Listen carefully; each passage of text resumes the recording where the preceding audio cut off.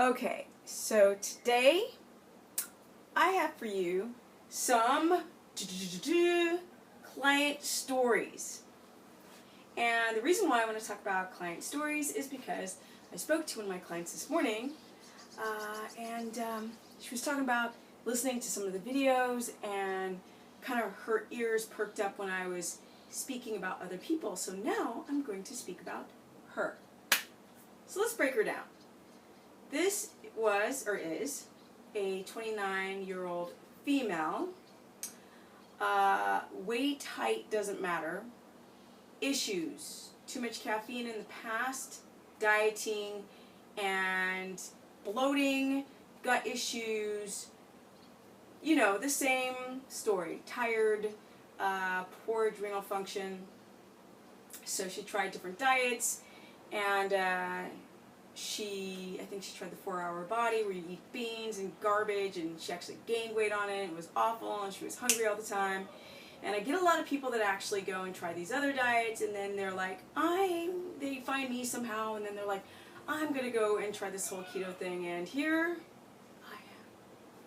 So, what's the deal? She wants to, initially she wanted to drop body fat, and now she wants to heal her adrenal glands. So, because that is the center of your body planet, y'all. So let's get right on to it. What's the deal? Well, she went on keto and she listened to my videos. She had little kernels, nuggets of information through these videos, because they are not scripted, they are not organized, they are just like today, which is run around, do a bunch of stuff, come back, take off whatever so I can show the business and whatnot, and then just turn on the video, go. So basically, she got herself in ketosis very quickly. It took about 2 months for her in particular.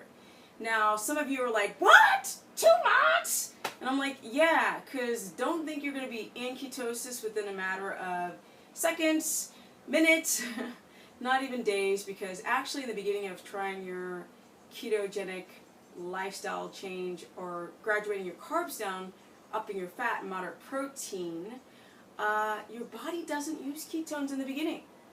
Now, some a-hole, yeah, if you're listening, a-hole, it was a chick too, like, really? Come on now. She was complaining that some of my content was similar. Yeah, that's because this stuff is not that complicated, you guys. It is a lot of the same concepts, but I find a new way to spin it, so you have a better understanding. So for the one person watching, go to someone else's channel, and for those who want that kernel, that nugget of information, watch some more. Okay, so essentially it took her about 2 months to get into ketosis, and I mean she's in ketosis. And how do I know? Because not only did her glucometer numbers improve exponentially, so her millimolars were in glucose and in ketones. So for those in the US, it would be milligrams per deciliter for your glucose and millimolars for your ketones. But in her case, it's millimolars for her glucose, which she was registering numbers at 3.9, 4.1, so the late threes, and some of the early 4.1, 4.3, 4.4 millimole. That's in a ketogenic range, and for those who are like, what? Yes, she had her glucose in the 70s in the 4 points, and in the 60s in the 3 points for millimolar to milligrams per deciliter comparison. Energy, energy, energy, energy, energy, energy, energy. I just throw that in because I'm just so happy. Alright, yes, I'm happy. So at any rate, how did she get into ketosis? Because most people, they don't, like, her numbers were fabulous, and what I really liked is that people can actually get into ketosis or show ketogenic numbers, like the ones I just explained, but then they don't last. Then their glucose spikes back up, and they're at the 5.2 glucose, or they're over at 98 milligrams per deciliter, or over 100, and they can't tend to manage those beautiful ketogenic numbers, and their ketones are not high enough typically where they're like sitting at a 0.6, and I'm sorry people, 0.6 does not cut the proverbial bread. But with that said, she followed the videos. That's what I was saying a minute ago before I digressed. She followed the videos. I said, get your ass to bed. Yes, get your ass to bed. That's what my mother used to say. Stephanie, get your ass to bed. So, I'm telling you guys to get your asses to bed. Arshes. It's through my clients and having, where are my notepads? I mean, I have a million of these. These are all real quick. Wait. I don't want you to see the text. These are all handwritten text notes on clients. I don't know, I've got like 100 of those notepads right now. I've got a million of them, but they're great because I'll flip back through and I'll look at all the information that I chart down, and then also people will email me their progress, right? Their daily progress. Like a recovering alcoholic. Day 1, day 2, day 3, or day 20, or day 50, or 500 on Steph's plan. Yes. Because, like I reworded things on my website, that when you do keto, there is no beginner, nor is there an intermediate. There's only a beginner and intermediate as far as not going through the keto flu, but you are either in ketosis or you're not. And it doesn't matter if you've done it for 5 days or if you've done it for 6 months, you're at the beginning. But anyway, let's get right on to it. Okay, so, yes, she was able to get her sleep, she was able to get her bed, because people are like this. They go to bed 11 to 12. Some go 12 to 1:30 or 2. I'm not even talking about night shift people. I'm just talking about people just staying up too late. With all of the progress reports that I get, check-ins where people are emailing me the progression of the week on my plan, and they also chart down their sleep times and quality. What I've noticed is that people are not getting to bed at the time I suggest. They go, I'm trying. And I'm like, you need to try. No, you need to succeed, not try. Succeed. Because if you don't succeed, you'll never get what? The business. Or as the young homies at the gym, I never get tired. That should be my quote song of the year. 50,000 hours on the job. I never get tired. Which I don't. Well, unless I eat my food too fast with too much protein, then I'm like, ooh, tired. But, so, she's getting her butt to bed.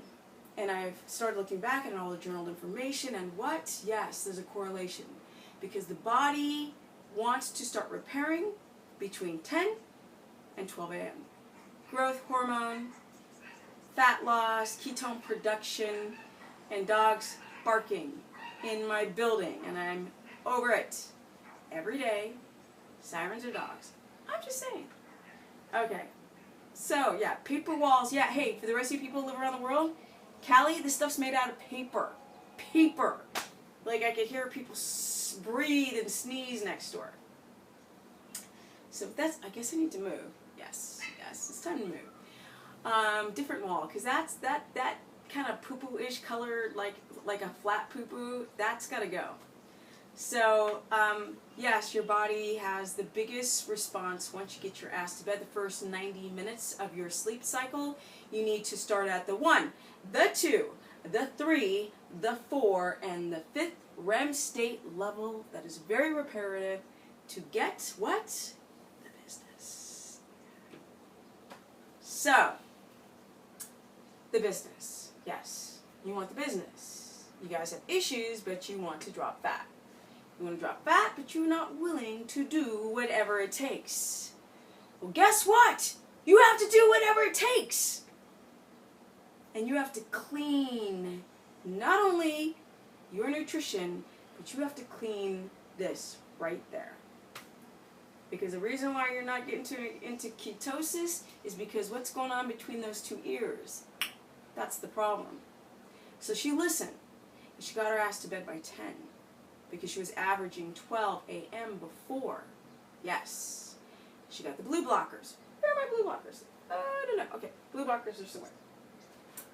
Blue blue blockers. These are glasses that block light, artificial light from lamps, computers, cell phones, television, because they emit a light of about 2 o'clock in the afternoon. And if it's 10 o'clock at night and your brain is like, no, it's 2, it's party, let's get funky. No, no, it's not time to get funky, it's time to get your ass to bed. That's what it's for. I mean, the body. The physiological body. So she got her ass to bed. She got the blue blockers. I often say use little adaptogenics. You could do a little, well, you could do ashwagandha, but I'm like, I don't know if that works. But chamomile, you can get it in supplement form if you don't feel like drinking a tea. And get your darn magnesium, because our soils are depleted of this stuff. So, or you could do like bone broth soup, or both. And get your ass to bed. Number 1, sleep is number 1, and we spoke about that. We spoke about how important it was to get your ass to bed like you are training for the Olympics. That's how you want to treat sleep. Like it's the most important thing that you've ever tried to accomplish in your life.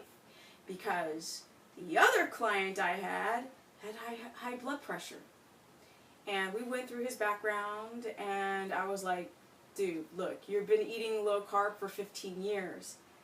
Your glucose is too high, but it's not diabetic high, even though he was a diagnosed type 2 diabetic, but decided to go low carb for its benefits to regulate blood glucose, which is absolutely fantastic. But his pressure was too high, and I said, okay, dude, your sleep is funked up. And he agreed. So he's like, look, I'm willing to do what it takes. So, and I was like, yeah, you need to stop going to bed at 11:30 and get your ass to bed. Enjoy the morning as the sun rises. That's what we want. Yeah, I don't want to be cranked up at night like trying to de-stress. No, de-stress in your mornings. So with that said, so those are kind of 2 client situations. I knew that his blood pressure was too high, not because of advanced glycation end product, the glycating of the cells, but more so because of stress that he wasn't managing and improper sleep hygiene. So, sleep is important, you guys. Okay, what else?